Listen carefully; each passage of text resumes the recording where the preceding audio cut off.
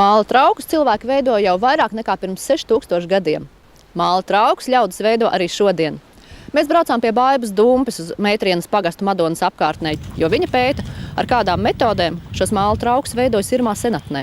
Un viņa šādā pašā veidā traukus veido arī šodien. Jā, mūsdienās to ļaudis nosaukuši par arheoloģisko keramiku.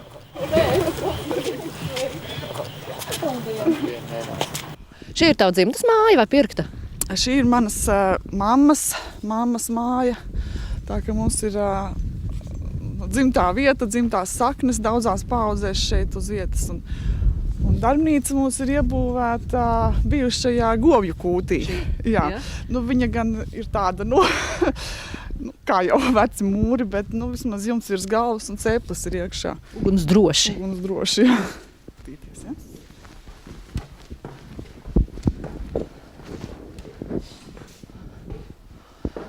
Tev gan ir dziļš ceplis, kā tur var ielikt trauku? Ceplis mums ir būvēts viss pilnībā virs zemes, tāpēc, ka te ir augsts gruntsūdens. Un tāpēc šeit ir riņķītas klājas tādā veidā uzbūvēts, lai būtu ērtāk ielikt. Un arī visa tā cepļa saimniecība, lauskas un ķieģeļu stutis un viss, kas ir vajadzīgs, ir te augšā. Un savukārt zem klāja apakšā ir malka glabājās un palīgi materiāli dažādi. Un ielikšana patiesībā ir ļoti ērti. Trauki taču jāapdedzina 1000 vai cik grādu karstumā. Kā to pirms 6000 gadiem varēja dabūt?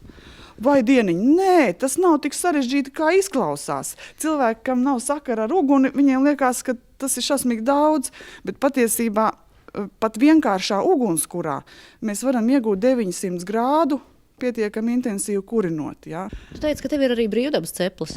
Jā, mēs varam iziet ārā, tas ir mazāks un paredzēts melnajai keramikai. Šis ceplīts ir ārā, tāpēc, ka tas ir domāts melnajai keramikai, lai nav jāelpo dūmi, tas tvans iekšā. Kad aiztaisa ciet noslāpē melnajai keramikai, tad tas izdalās tas tvans, kas tomēr nebūtu vēlams sēlpoties. Lazūras keramikai tvans nav tāds? Nē, protams, ka nav. Tur jau viss liesma tīra un skābeklis piekļūst. Sagaidīt. Jā.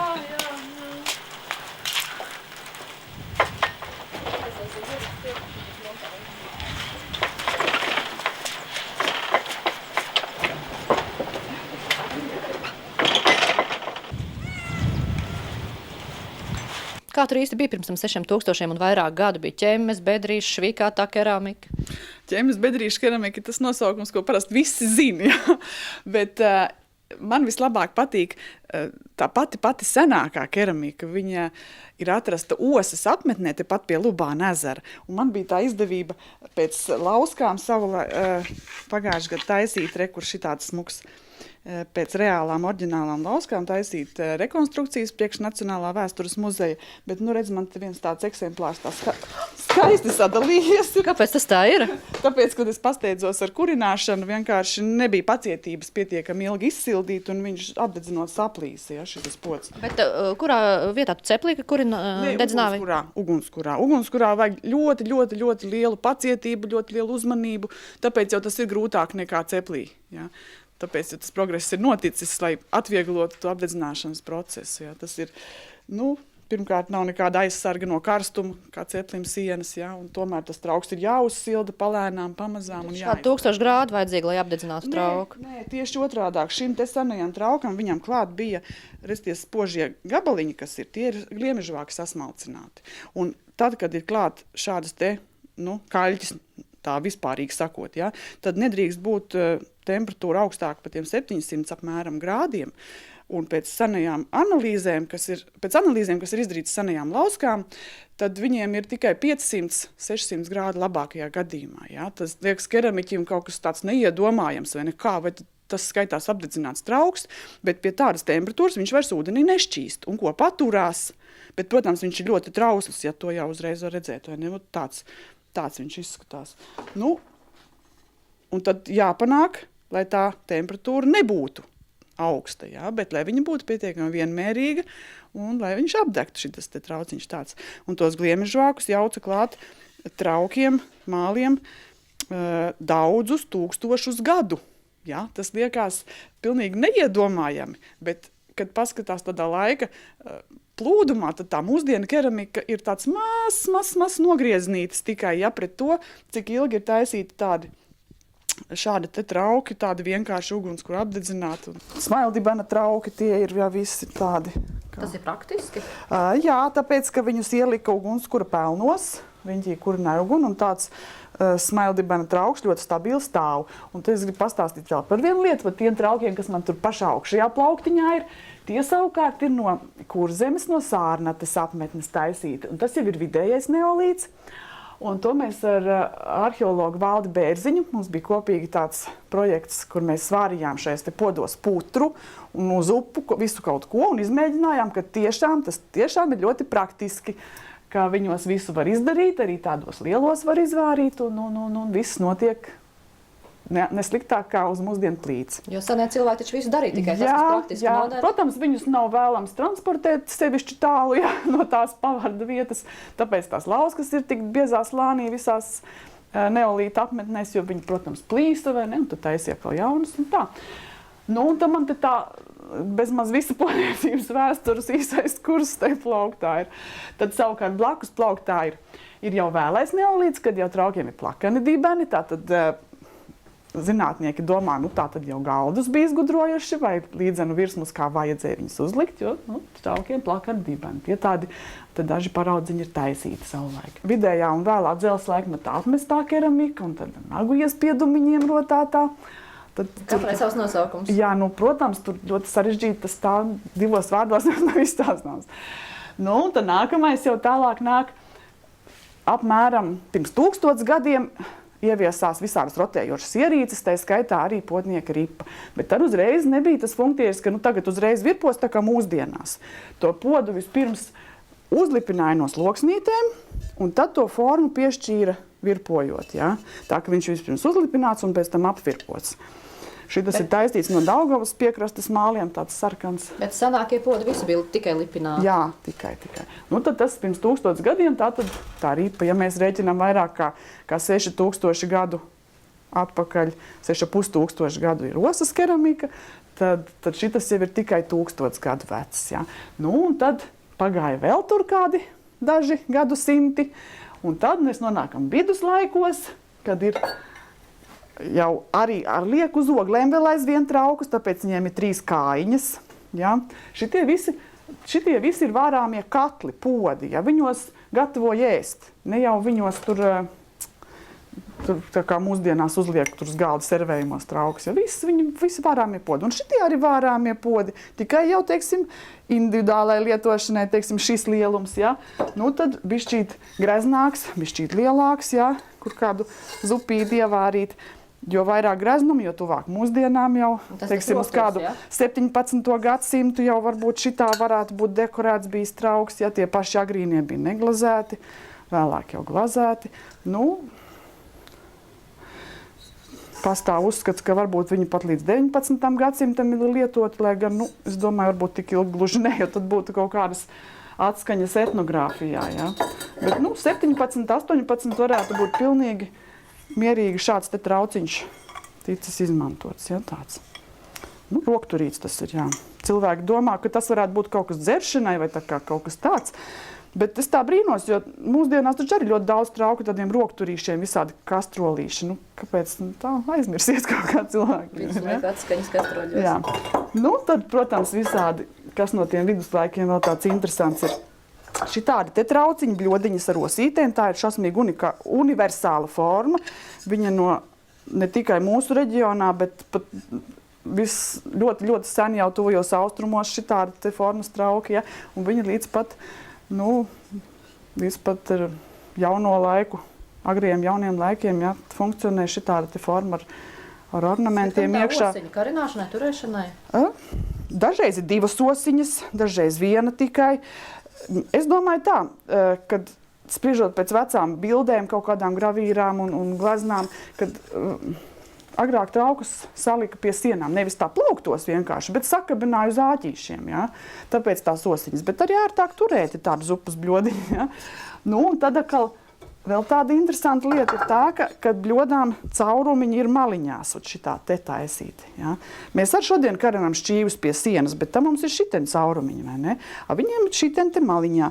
Un arī gandrīz visām bļodām šitām greznajām viņas noteikti ir izmantotas ēšanai, un tad sakarināja pēc tam pie sienas. Nu, gan tumšās telpās bija jautrāk, gan praktiski arī. Nu, tad mēs nonākam pie manas dienišķās maizes, pie etnogrāfijas, manas mīļās barotājas. Pārsvarā tā robeža šķirtne ir tāda grūti novelkama. Ja to izrok no zemes, tad tā ir arheoloģija, ja to atrod etnogrāfs kaut kādā, teiksim, vecā virtuvē vai pagrabā, tad tā ir etnogrāfija, ja? Un cik sen tas ir, ja? Etnogrāfu vākumi, tā tad no 19. gadsimta vidus, ja kaut kur varbūt ir senākie, kas tagad. Nu, man tā grūti pateikt pilnīgi precīzi, ja? Bet, jā, 19. gadsimta beigas, 20. gadsimta sākums ir tā etnogrāfija, uz kuras balstās tikpat Latgales, kā Vidzemes, kā Kurzemes, tā saucamā etnogrāfiskā potniecība. Ar ko Vidzemes keramika atšķiras no Latgales keramikas, teiksim, šī krūze?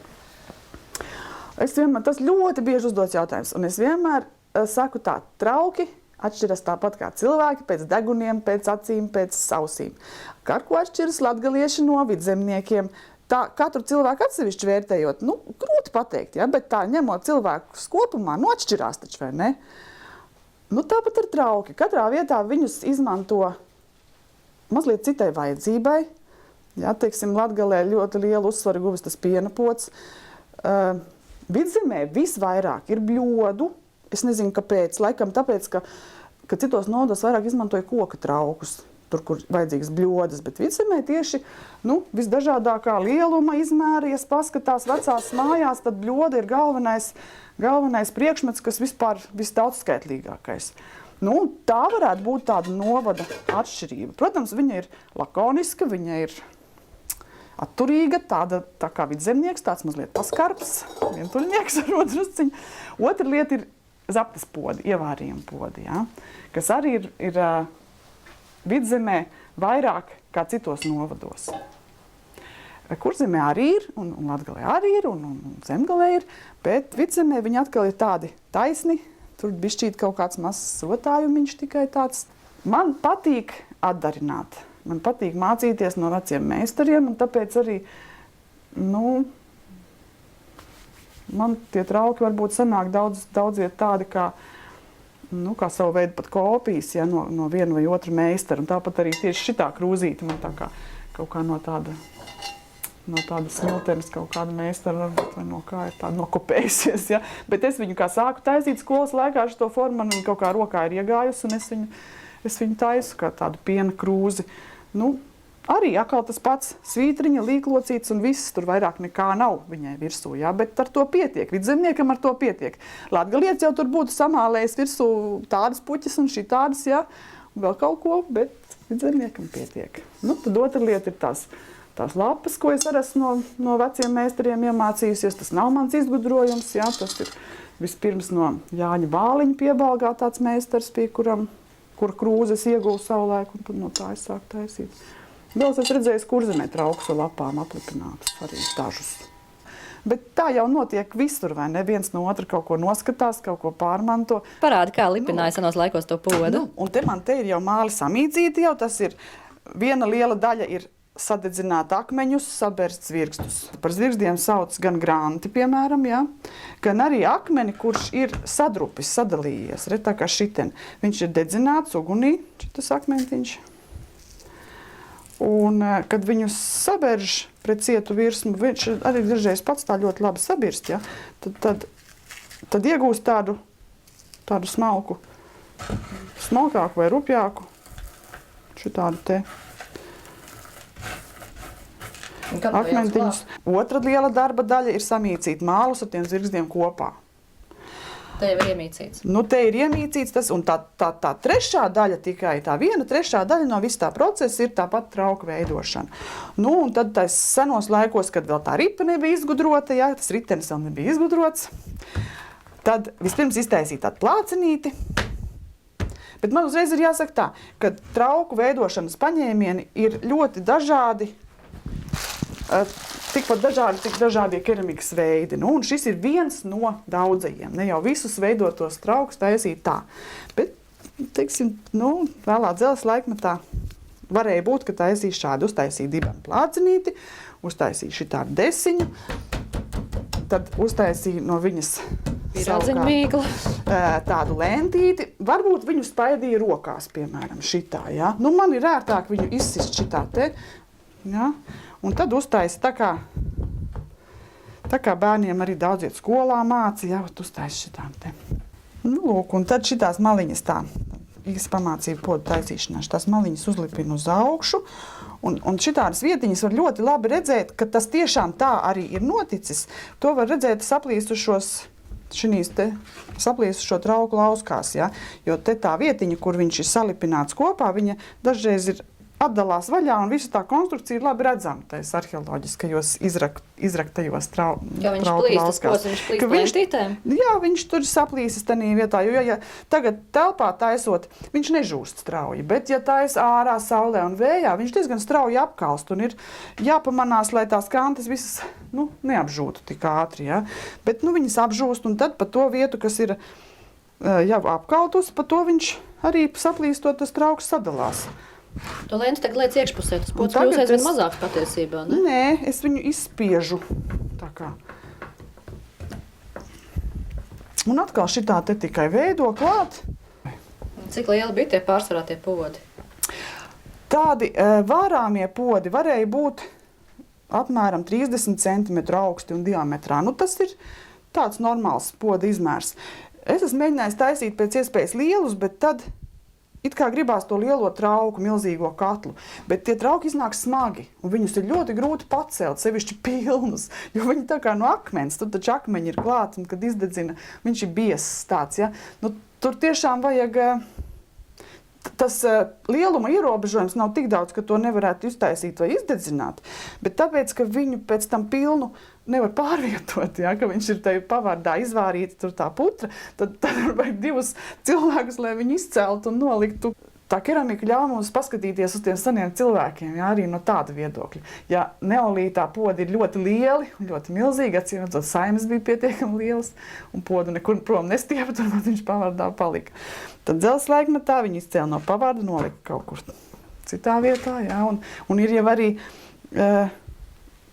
jau arī tādi smalkāki trauciņi, kas ir spodrināti un pulēti un rotāti, ja, kas acīmredzot tomēr bija jau kā galda trauki, jau kā individuālie.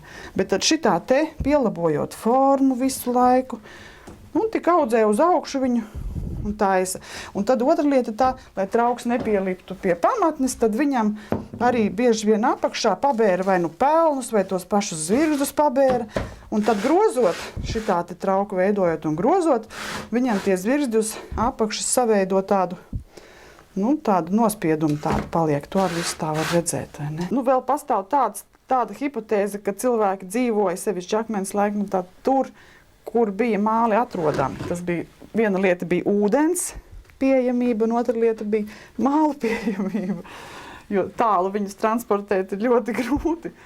Un māli tāpat bija vajadzīgi pavārdiem, ne jau tikai keramikai vien, bet... Bet kas tev dzēra pētīt un taisīt, kā pirms 6000 gadiem taisīt trauks? Citi keramiķi bodnieki augsto mākslu grib taisīt? Tas tā grūti atbildams jautājums. Es daru to, kas man patīk, ja? Vienkārši. Daudz cilvēku vēl Latvijā rekonstruē podus. Mēģinājuši to darīt ir, man jāsaka gan, ka vairāki, bet daudz ar vezumu ved. Un tā pastāvīgi, es laikam nekļūdīšos, ja es teikšu, ka es vienīgā to daru. Tā pastāvīgi. Nav tā, ka šie senie trauki, 6000 gadu veco trauku rekonstrukcijas tagad nāk modē un kļūst stilīgas? Jā, protams. Senatne tagad ir modē, sevišķi modē ir viduslaiki, ar visiem pasākumiem, ar vikingu tirgiem, tā kā 80. gados kļuva aktuāla folklora, ja tā mūsdienās kļūst aktuāla arheoloģija, senāka vai jaunāka, vai ne? Bet, jā. Ar ko to var izskaidrot, kāpēc? Es nezinu, ar ko to var izskaidrot. Teiksim, ārzemēs, kad mēs vēl bijām aiz dzelzs priekškara, ja, tad jau tur mums rādīja pa televīziju, kā tur bruņinieki taisa turnīrus, un mēs domājam, kā tie cilvēki tur saģērbušies senās drēbēs, tagad tēlo tur kaut kādus senos laikus. Tas mums tā likās kaut kā tā dīvaini. Tagad mēs paši tā daram, un tas nemaz nav dīvaini, ja. Tā ir. Parasti cilvēki par to, ko dara ikdienā, arī sacer tautas dziesmas, vismaz latviešu kā dziedātāja tauta. Par podniecību un māliem ir daudz tautas dziesmu.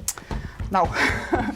Vienā vārdā nav. Bet man bija tāda vēlme arī, tā kā man tā folklora vienmēr ir bijusi tāda sirdī tuva lieta, man bija vēlme tiešām paskatīties tā, nu ne tikai intuitīvi, bet arī tīri praktiski. Izņēmu cauri pa vienai dziesmai, jau viss tas sējams, un meklēju vārdus māli, zvirgzdi, nu, visu, kas būtu saistīts ar izgatavošanu, ar keramikas izgatavošanu. Un secinājumi man bija tādi, ka tai tautas dziesmu atmiņā nekas ļoti daudz nav saglabājies. Mēs zinām rotaļu podumāte, un man reiz jautāja, nu vai tad tā neatbilst tai podniecībai? Nu, bet nē, nu, tur ir tikai par tirgošanu runa. Tur par taisīšanu nav neviena vārda. Laba mana podumāte par pēku podu. Viņi tirgo. Un tad tas piedziedājums virpulē, tāds vārds virpa, tas jau ir mūsdienu vārds. Jā. Viņš neko nepasaka par podu izgatavošanu. Par tiem zvirgstiem, par tiem māliem, par tiem akmeņiem. Tad man par tiem ir jāmeklē. Nu, un cik no tā ir saglabājies? Ir saglabājies būrānvārdos, kur sviestu salīdzina ar māliem. Tad viņš ir, jāsaka, tas ir trekns un plastisks, tad no viņa var kaut ko taisīt. Viņu ved mājās, jo, nu, tais būrānvārdu formulās ir tā, ka tos tur sviestiņu kraujies kaudzē, lai tur, vai ved tur mīļā māra to mālu vezumu, vai tur man tik daudz tā sviesta kā to mālu, tad, nu, vēl cilvēt ir daudz to motīvu, kur tos mālu ved. Nu, kāpēc, lai viņi vestu mājā? Nu, acīmredzot, kaut kas ir saglabājies, kaut kāda doma par to, ka viņš ir bijis tas māls jāved mājās, lai kaut ko no viņa uztaisītu. Nu, tad ir saglabājies drusciņi par mālu mīcīšanu, mīdīšanu. Nu, ir dziesmas, kurās grūti saprast, vai ir runa par staigāšanu, par māla klonu, vai par mālu mīcīšanu kā tādu. Nu, lūk, man ir tāda vālīte tāda. Es viņu tā sablīvēju, to formu vēl paveidoju drusciņu. Ja es viņā tagad saspiežu šitādus te nadziņus iekšā, tad man ir nagiespiedumu kerāmika.